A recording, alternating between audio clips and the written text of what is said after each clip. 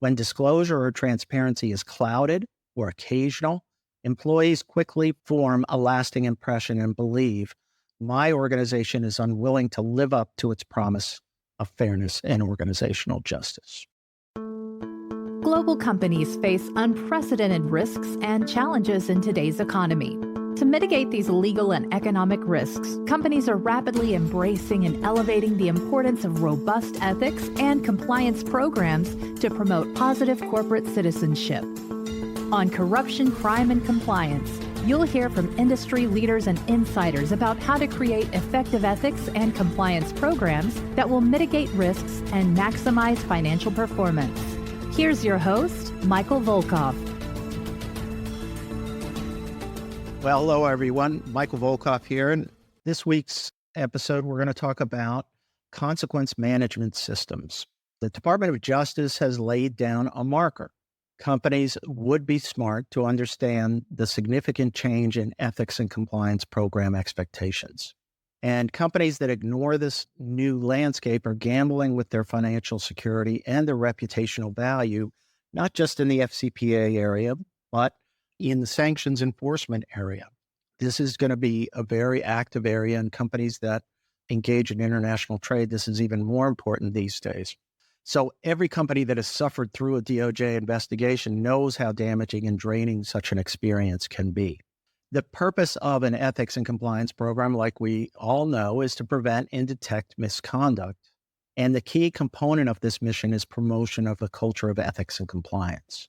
DOJ's March 2023 modifications to its evaluation of corporate compliance programs included the substitution of the element. The prior element was described as incentives and discipline. Now they've included a more robust and holistic concept of consequence management system. If you examine the definition and requirements for such a system, DOJ's vision and objective for corporate compliance programs includes new and important elements and principles.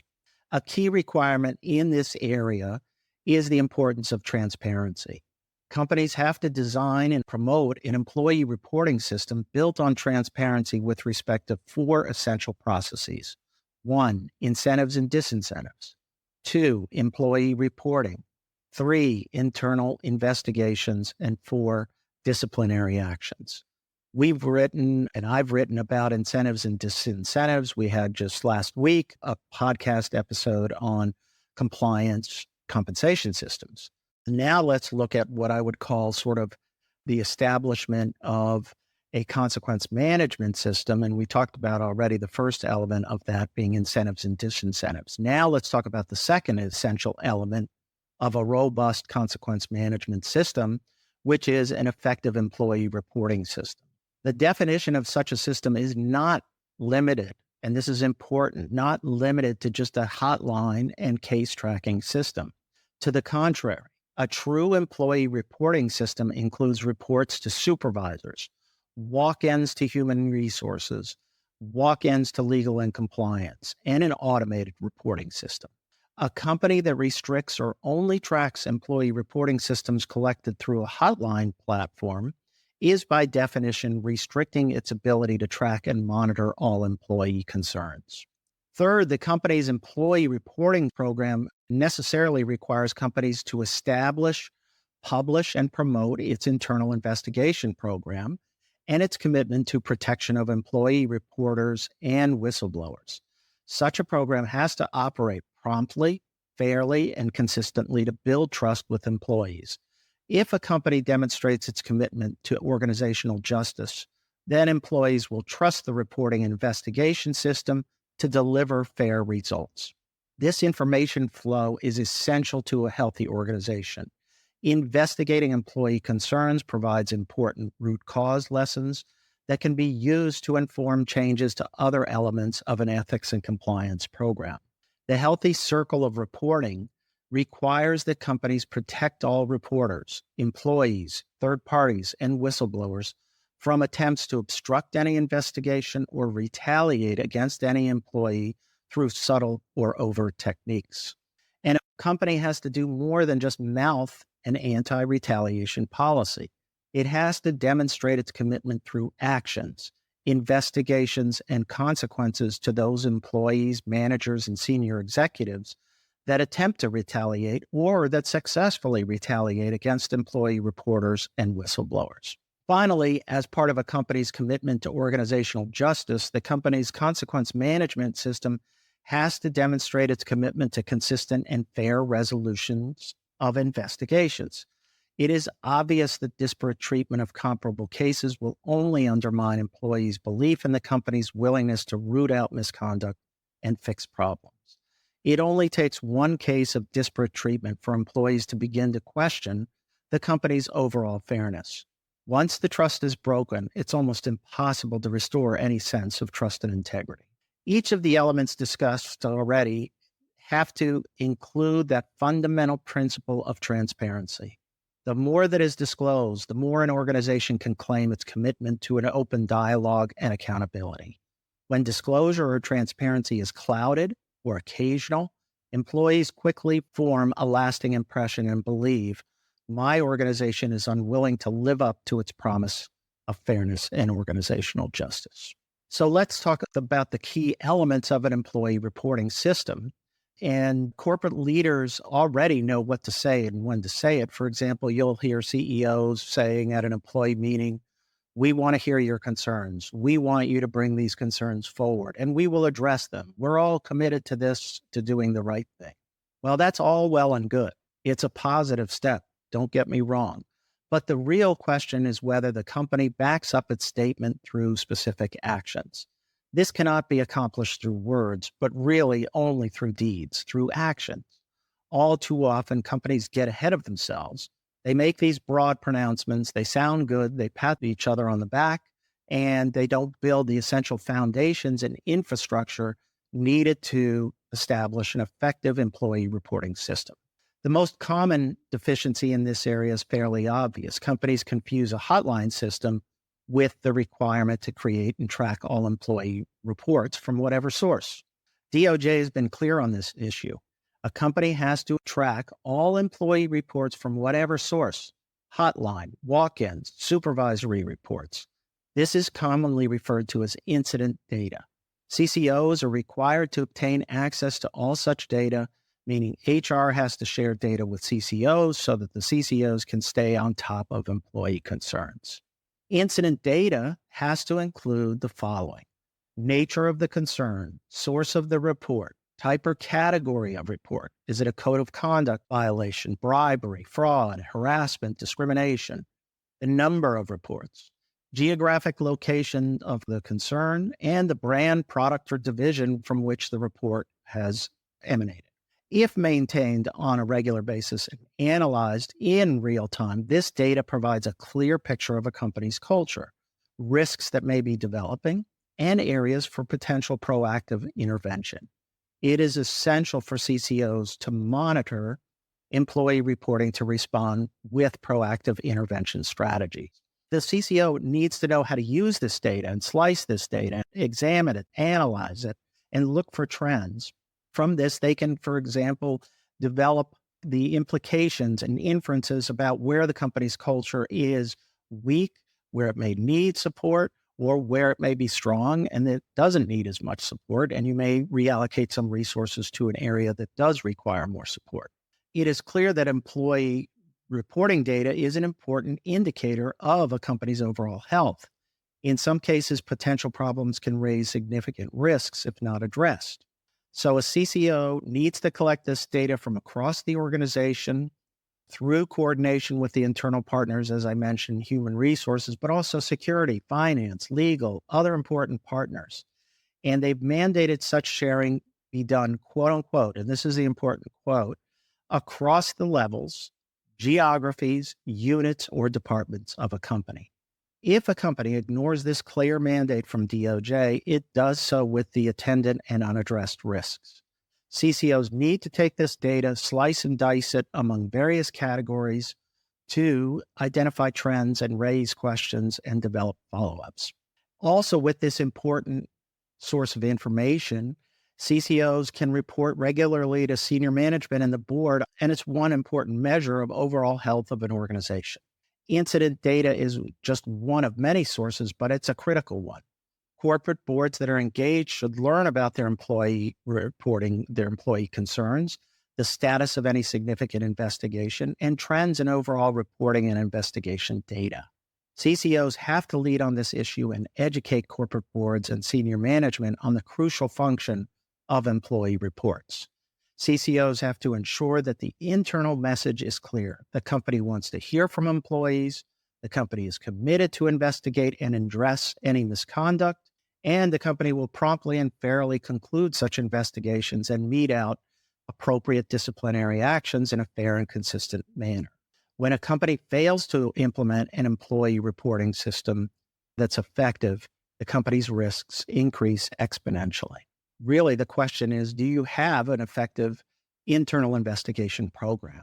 Because once the concerns come in, now the question is triage and investigation, reporting back, conclusion, and consequences. Chief compliance officers, in my view, are truth tellers. That comes with the territory. They know whether an internal investigation program is effective or not.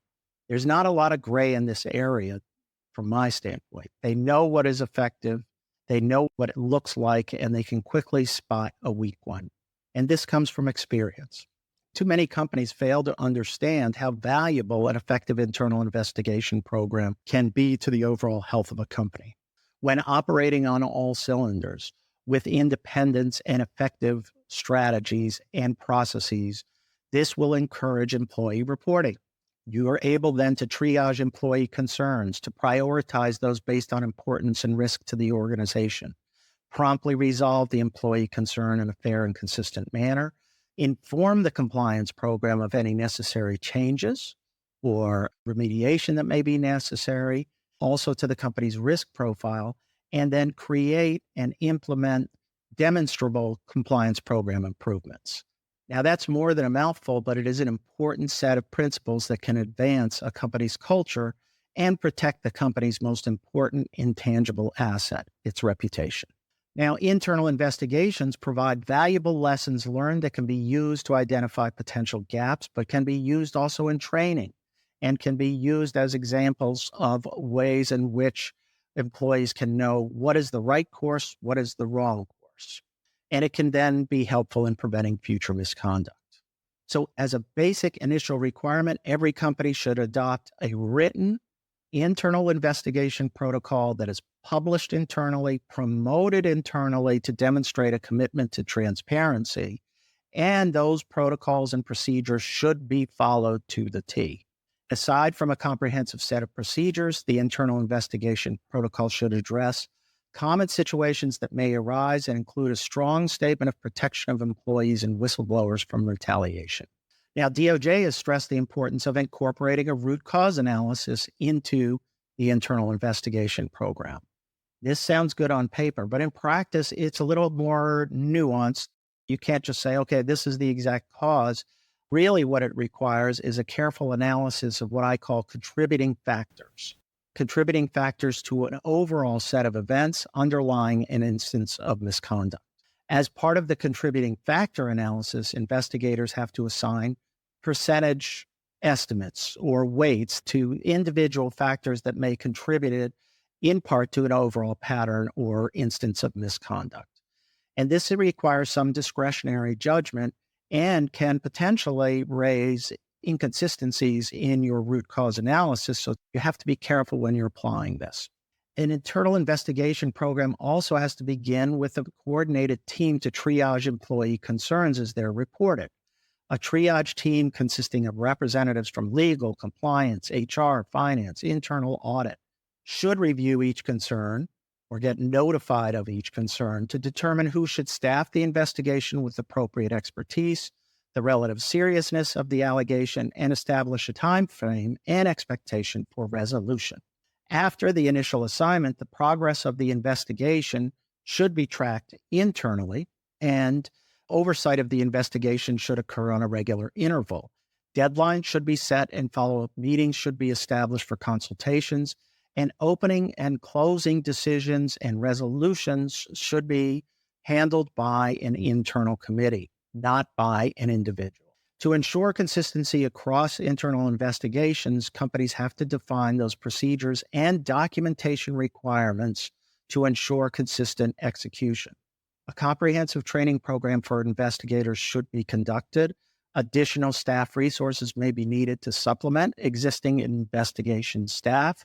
And again, a training program should include these additional staff who may be called upon in certain situations to help in the investigations. A training program has to be crafted in line with the internal investigation policies and procedures to ensure that internal investigations are properly scoped, accurately categorized as to seriousness, properly documented using available templates and planning documents, including investigation checklists, witness interview forms, and investigation reports.